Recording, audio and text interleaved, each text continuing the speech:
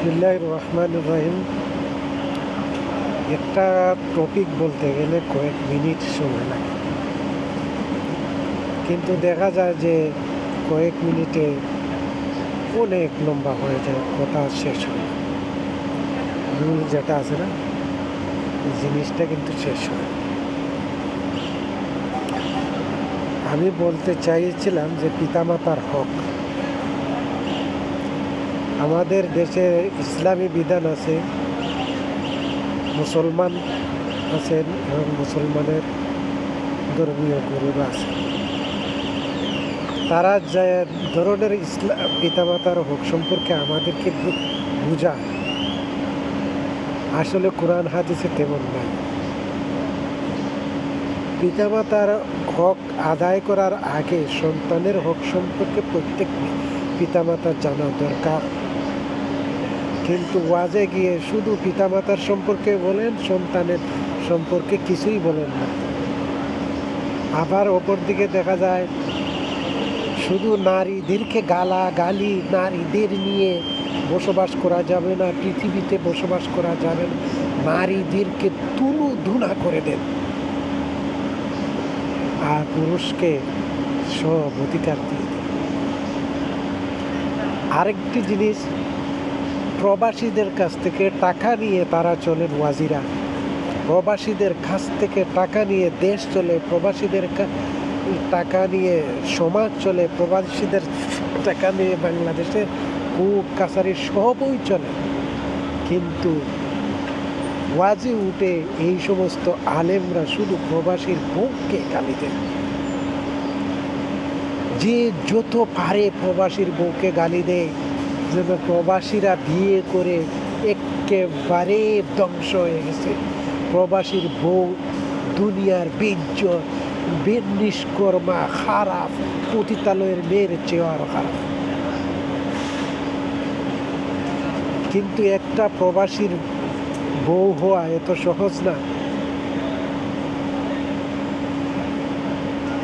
প্রবাসীদের বউ পালিয়ে গেলে এটা দেখা যায় সাংবাদিকদের মাধ্যমে খুব চর্চা হয়, পত্রপত্রিকায় আসে।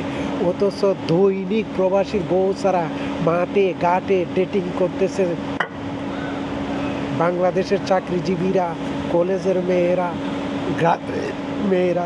তাদেরকে নিয়ে কোনো কথা নেই, শুধু প্রবাসীদের বউয়ের পিছনে লাগা। অথচ যে মোবাইলটা দেওয়া হয়, যে ওয়াজের মাইকটা দেওয়া হয়, এটাও প্রবাসীদের টাকায়।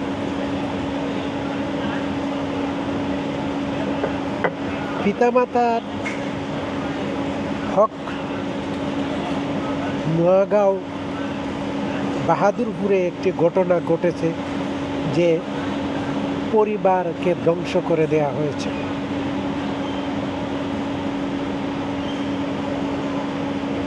এর কারণ হচ্ছে পিতামাতা সন্তানদের উপর ইনসাফ করেনি। অথচ ইসলামের মধ্যে হক হলো ইনসাফ। হক কোনো কিছুতেই না, ইনসাফ ছাড়া কোনো হক নাই। ইসলামে ইনসাফকে হক প্রতিষ্ঠিত করেছে, অথচ ইনসাফ ছাড়াই তারা হক প্রতিষ্ঠিত করতে চায়। যেমন আমি যদি পিতার কাছ থেকে নিতে চাই, তাহলে আমি দলিল দিয়ে দেবো, কোরআনে হাদিসের দলিল দিয়ে জনগণকে বুঝাবো যে পিতামাতা আমাকে দেয়া ফরজ। কিন্তু পিতামাতা যদি আমার কাছ থেকে নিতে চায়, তাহলে দলিল দিয়ে আমি তাদেরকে বুঝাবো যে সন্তানের কাছে তাদের পাওনা নাই। পুরুষ ঠিক তেমনি ভাবে দলিল দেয় যখন তার স্ত্রীর কাছে কোনো কিছু পেতে চায়। অর্থাৎ পাওয়ার জন্য সবাই কোরআন হাদিস মানে, আর দেওয়ার জন্য কেউ কোরআন হাদিস মানে না। ইনসাফ না। 4 জনকে হত্যা করেছে বোনের জামাই, বোনের ছেলেরা মিলে, তাও আপন রক্তের সবাই। এর মূল কারণ, মূল দোষী হলো বাবা, তাদের পিতা। পিতার দোষ গুণ খুঁজলে মানুষ আমাকে গালি দেয়, বলে আমি নাকি পিতা মাতার দোষ গুণ বর্ণনা করি। আমি কসম করে বলতে পারি, বাংলাদেশের 1 লাখের মধ্যে একজন পিতামাতা পাবেন না যে তার সন্তানের প্রতি ইনসাফ করেছে। এটা আগ থেকে চলছে, বর্তমানেও চলছে, সব না ইনসাফ। ইনসাফ নাই, কোরআন না, এরা না মানে কোরআন হাদিস, না মানে সরকারি বিধান, না মানের জন্য কথা। এই সমস্ত পিতামাতার উপর আল্লাহর লানত, আমিও তাদেরকে লানত করি। যে সমস্ত পিতামাতা তার সন্তানদের মধ্যে বৈষম্য তৈরি করে রেখেছে,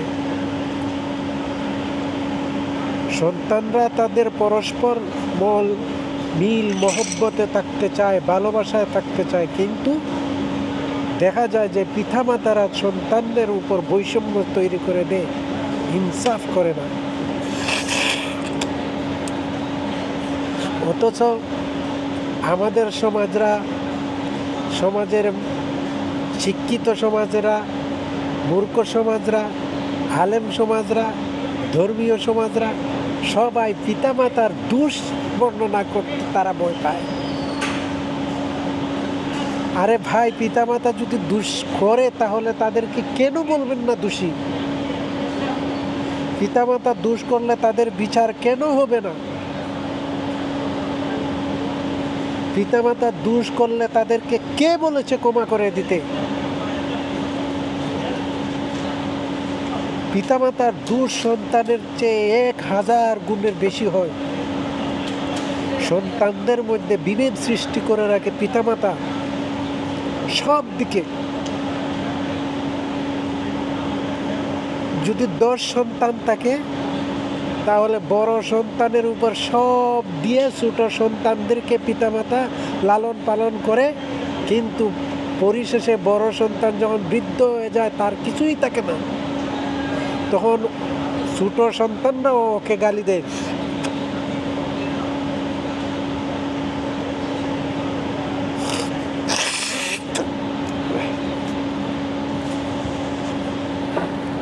ঠিক তেমনি ভাবে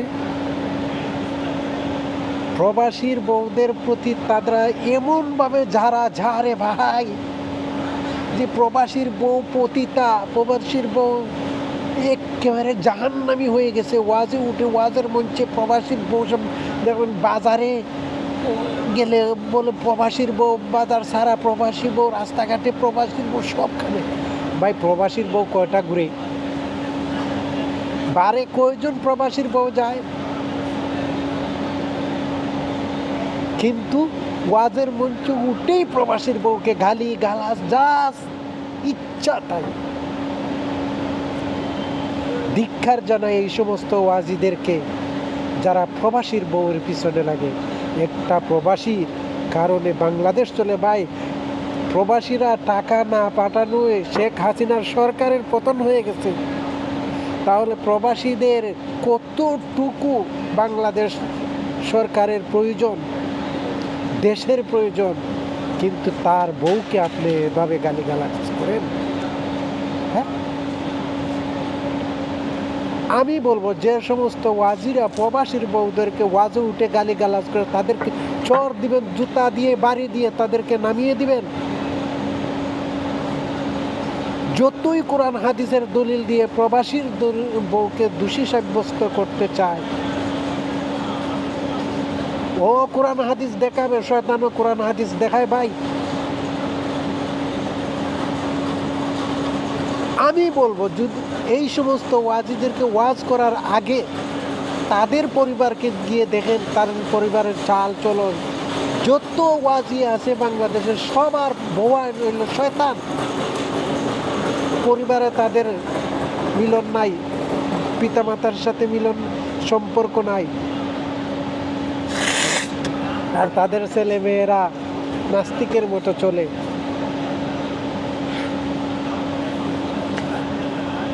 দয়া করে ভাই প্রবাসীর বউদেরকে গালিগালাজ করবেন না ওয়াজে উঠে। দয়া করে ভাই ওয়াজে উঠে শুধু পিতামাতার অধিকার নিয়ে কথা বলবেন না। দয়া করে ভাই ওয়াজে উঠে শুধু স্বামীর হক নিয়ে ওয়াজ করবেন না। ভাই বিপরীত সাইডেও সব কিছু আছে। যেখানে দেখেন দুর্বল সেখানে ওয়াজ দিয়ে আসেন সবলের পক্ষে। আমার সামনে কোনো কেউ এই ধরনের ওয়াজ করতে পারে না, আমি ভালো করে বলে দিই। একটা প্রবাসীর বউ হওয়া 1000 চাকরিজীবী মহিলার চেয়ে ধৈর্য, কোটি কোটি ধৈর্য নিয়ে একটা প্রবাসীর বউ। কয়জন যায় ভাই প্রবাসীর বউ পালিয়ে? 2-1 জন তো যায়, হাজার হাজার তো প্রবাসীর বউ না এরকম লোক পালায়। কিন্তু তাদেরকে আপনারা হাইলাইটস করেন না। একটা প্রবাসীর বউ যদি একদিন চলে যায় তাকেই হাইলাইটস করেন। ধিক্কার এই জাতির আলেম সমাজের উপর ধিক্কার। আল্লাহর লানত পড়বে এই সমস্ত আলেম যারা বয়ানে উঠে শুধু পিতামাতার হক, সন্তানের হক সম্পর্কে বর্ণনা করে না, স্বামীর হক অথচ স্ত্রীর অধিকার নিয়ে তারা কথা বলে না। আর প্রবাসীর বউয়ের পিছনে লাগে যারা, তাদেরকে আমি অভিশপ্ত করি। সরকারের উচিত যে সমস্ত ওয়াজিরা প্রবাসীর বউয়ের পিছনে লাগবে, বয়ানে প্রবাসীর বউয়ের বিরুদ্ধে কথা বলে, প্রবাসীর বউ নিয়ে কথা বললে সরকারের উচিত তাকে 10 বছরের কারাদণ্ড দেয়া, কারাদণ্ড। এখন আসি আমি যে মূল কথাটা বলতেছিলাম, যে পিতামাতার হোক। আপনারা কি মনে করেন যে আপনার পিতা নবী হয়ে গেছেন, আপনার মাতার নবী হয়ে গেছে? আমরা তো মনে করি না। আমাদের পিতারও দোষ ছিল, আছে, আমারও দোষ আছে, পিতামাতার দোষ থাকবে। দোষ থাকলে কেন বলা যাবে না? জানেন একটা পিতা দোষ করলে সন্তান, পরিবার ধ্বংস হয়ে যায়। ওই পিতা কি করেছিল? এক সন্তানকে দিয়েছিল 10 বিঘা, আর তার সমষ্টিগত মেয়েদেরকে দিয়েছিল কত? 2.5 বিঘা। আর মাকে যে সম্পদ দিয়েছিল, অর্থাৎ তার স্ত্রীকে যে সম্পদ দিয়েছিল, সেই সম্পদ স্ত্রী মারা যাওয়ার পরে ওই ছেলেকে দিয়ে দিয়েছে। ক্ষিপ্ত হয়ে মেয়ে এবং মেয়ের জামাইরা ওই পরিবারকে ধ্বংস করেছে, গলা কেটে 4 চক্র হতে। মূল দোষটা কার? মূল দোষটা ওই পিতার। পিতা ইনসাফ করতে পারেনি। তাহলে কেন এই পিতাকে আপনি দোষী বলবেন না? এই পিতা কি নিষ্পাপ হয়ে গেছে? সমস্ত 4 খুনের দায়ী যারা খুন করেছে তাদেরও অপরাধ ওই পিতার উপর। আমি ক্ষমতায় থাকলে সর্বপ্রথম ওই পিতাকে ফাঁসি দিতাম বিনা বিচারে, তারপরে বিচার করে ওগুলোকে ফাঁসি দিতাম। কারণ এই 4 খুনের সমস্ত দায়িত্ব হলো ওই পিতা। পিতা কি করেছে? পিতার সর্বমোট সন্তান হলো 6 জন। আমরা যদি ইসলামী শাসন অনুসারে ধরি, আইন অনুসারে, তাহলে পিতার সর্বমোট সন্তান হবে 7 জন। মোট সম্পত্তি ভাগ করে এই 7 জনকে দিতে হবে। অর্থাৎ 7-এর 2 অংশ পাবে ছেলে, আর বাকি 1 অংশ পাবে মেয়েরা। এটা হলো ইনসাফ। আর একটু যদি ইনসাফ যায়, অর্থাৎ যদি পরিবারের সন্তানের কর্ম থাকে, অর্থাৎ সন্তান যদি পরিবারে কাজ করে তার টাকা দিয়ে যদি সম্পদ কেনা হয়, তাহলে তার সম্পদ তাকে ফিরিয়ে দেওয়া পিতার জন্য ওয়াজিব, ফরজ। ওইগুলো ছাড়ার পরে পিতার যে মোট সম্পত্তি থাকবে, পিতার ভবিষ্যৎ অর্থাৎ মৃত্যুকালীন সময় পর্যন্ত খরচ যা আছে পিতার সম্পদ থেকে খরচ হবে। এটা কোনো সন্তানের সম্পদ থেকে খরচ হবে না। খরচ করার পর যে সম্পত্তি থাকবে এটা তার সন্তানরা বন্টন করে নেবে। হলো কি, পিতা আগেই জীবদ্দশায় দিয়ে দিয়েছে, এখানে ইনসাফ পাবেন কই? পাবেন না তো ইনসাফ। আপনার পিতা তো নবী না ভাই, আপনার পিতা রসুলও না, আমার পিতা নবী না, আমার পিতা রসুলও না, যে তার কতই মানতে হইব তার কথা। এমনকি দেখা যাচ্ছে ওই যে ঘরের পিতা তার সন্তান নিয়ে হত্যাকাণ্ডে জড়িত। তাহলে কি বুঝলেন? উচিত ছিল হত্যা যদি সন্তান করে তাহলে পিতা তার সন্তানকে অনৈতিক কর্মকাণ্ডের জন্য বিরত রাখা, বাধা দেয়া। কিন্তু তা না করে সন্তান এবং পিতা খুন করতে চলে এসেছে। তাহলে পিতা ভালো হতো, বাবা মা সন্তান ভালো কোথায় থেকে ভালো? আপনারা যেন বলেন পিতামাতার কথা মানা ফরজ। পিতামাতার কথা মানা যদি ফরজ হয় তাহলে সন্তান যে পিতার নির্দেশে খুন করতে আসলো, এখানে তো পিতা সন্তান সবাই জড়িত। আমাদের দেশে সবাই চুরি ডাকাতি পিতা মাতা মিলে করে ভাই। এজন্য আমি বলি সন্তান যদি দোষ করে তার চেয়ে 1000 গুণ দোষ তার পিতাও নিষ্পাপ নয়।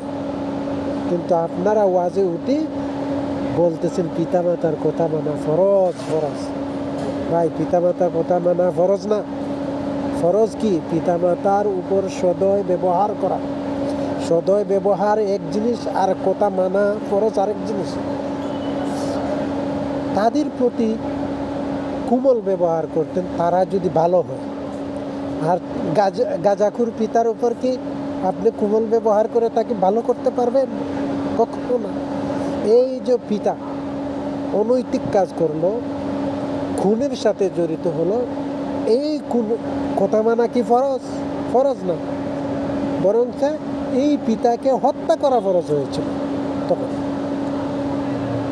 তাহলে কি বুঝলেন? ওয়াজে উঠে একটা হক দিলেন, হক বলে দিলেন কোরআনের আয়াত দিয়ে। কোরআনের আয়াত তো আমরাও জানি ভাই, কিন্তু কথাটা হলো কি, ইনসাফ প্রতিষ্ঠিত করা ফরজ। পিতামাতা তার সন্তানের উপর ইনসাফ করতে হবে। ইনসাফ হলো কি, আপনি যদি এক সন্তানকে 1 টাকা দেন তাহলে বাকি 4 সন্তান তাদেরকে 1 টাকা করে দিতে হবে, এটা ইনসাফ। আর যদি আপনি এক সন্তানকে 1 টাকা দেন, বাকিদেরকে না দেন, কিয়ামতের দিন আপনি ধরাশায়ী হবেন। দুনিয়াতে যদি কেউ 1 টাকার জন্য আপনাকে প্রশ্ন না করে, কিন্তু কিয়ামতের দিন আপনি প্রশ্নের সম্মুখীন হবেন। কিছু জিনিস আছে ইনসাফ, যেমন 4 সন্তানের 1 সন্তান যদি রোগগ্রস্ত থাকে, তার চিকিৎসা খরচ করতে অপর 3 সন্তানের পর বন্টন করা প্রয়োজন জরুরি হয় না, কারণ এটা পিতার উপর ওই সন্তানকে চিকিৎসা করা ফরজ। কিন্তু আমরা কি করি জানেন? বড় সন্তানের সম্পূর্ণ টাকা পয়সা নিজে আত্মসাৎ করে মরার আগে সব সম্পদ ছোট সন্তানদেরকে দিয়ে, অথবা ছেলে সন্তানদেরকে দিয়ে, মেয়ে সন্তানকে না দিয়ে মরে যায়। বা তারপর আমরা বলি যে উনি মিল্লাতা আবিকুম ইব্রাহিম, যে ইব্রাহিম আলাইহিস সালামের উপর তিনি মারা গেছেন। ভাই, এই লোকের জানাজা যদি 1000 মানুষ হয়, কোটি মানুষ হয়, আসমান পৃথিবীর সমস্ত তা যদি দোয়া করেন, তাহলে আল্লাহ ছাড় দিবেন না। কেন? আল্লাহর বিধান হলো সব সন্তানের উপর ইনসাফ করা।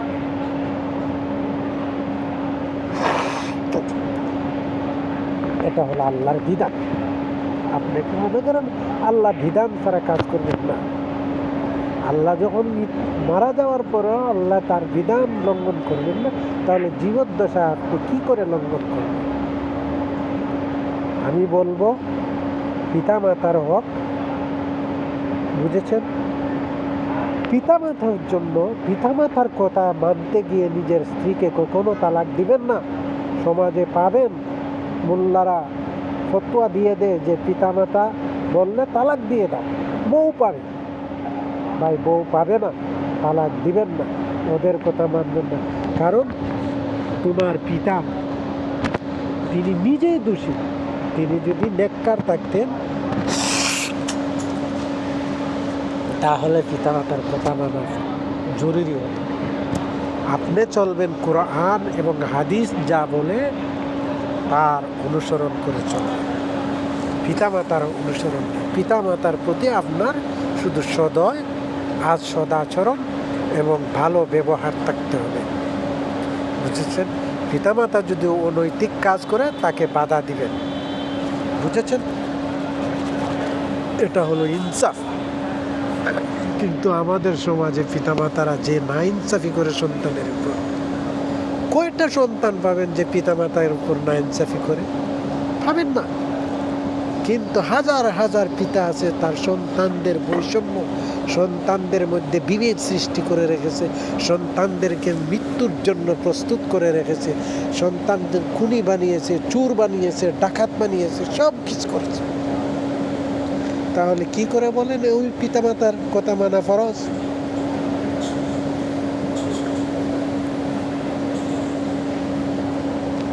আপনারা দেখছেন, আমি বলছি না সামান্য কথা, কিন্তু লম্বা হয়ে গেছে। যাই হোক, এটা লম্বা হওয়ার ছিল। আপনারা যে যতটুকু বুঝলেন। আমার মূল কথা হলো, যদি ওয়াজিরা বর্ণনা করেন তাকে 2টা জুতা নিয়ে রাখবেন রেডি, এবং জুতা দিয়ে বাড়ি দিবেন যদি কোনো প্রবাসীর বউয়ের বিরুদ্ধে কথা বলে, বুঝেছেন? শুধু পিতামাতার সম্পর্কে ওয়াজ করলে তাকেও জুতা দিয়ে বাড়ি দিবেন, শুধু স্ত্রীর বিরুদ্ধে কথা বললে তাকেও জুতা দিয়ে বাড়ি দিবেন, বাড়ি দিয়ে স্টেজ থেকে নামিয়ে বিদায় করে দিবেন, এরপর বিচার, বুঝেছেন? আর সবাইকে আমি বলি, পিতামাতার কথা মানবেন না। পিতামাতার কথা মানলে বড় সন্তান তো এমনিতে পিতামাতার কথা মানে, এটা আমি যতই আমাকেও অনেক বুঝিয়েছিল যে আমাকে হাজার মানুষ, পাকিস্তানি, আরবি, বাঙালি সবাই বুঝিয়েছিল, কিন্তু আমি মানিনি। তখন আমার বয়স অল্প ছিল। কিন্তু যখন আমি বড় হয়ে গেছি, আমার মৃত্যুর নিকটে এসে গেছে, আমি চলতে পারি না, তখন আমি বুঝছি যে আমার জীবনে আমি কি করেছি, কত বহু আমি নিজের প্রতি নিজে জুলুম করেছি পিতামাতার কথা মেনে, বুঝেছেন? এবং বিচার পাবেন না ভাই, বিচার পাবেন না। পিতামাতার এবং ছোট ভাই বোনদের করবেন সারা জীবন, কিন্তু লাস্টে আপনি বড় হয়ে সমাজে যাবেন, বিচার পাবেন না।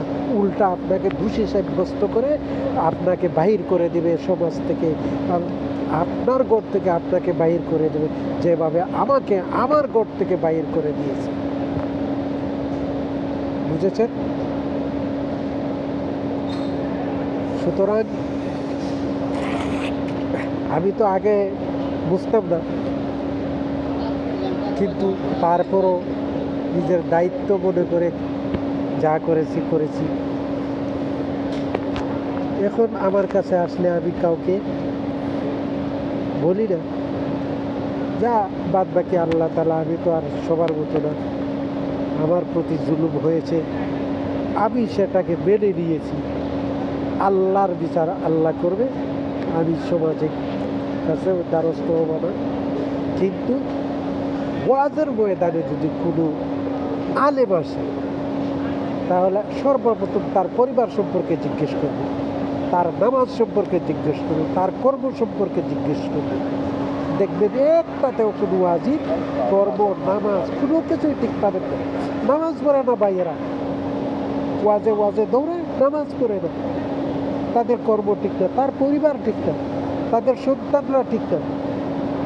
কিন্তু ওয়াজ করতে আসে আপনাদের সামনে। ওয়াহিদ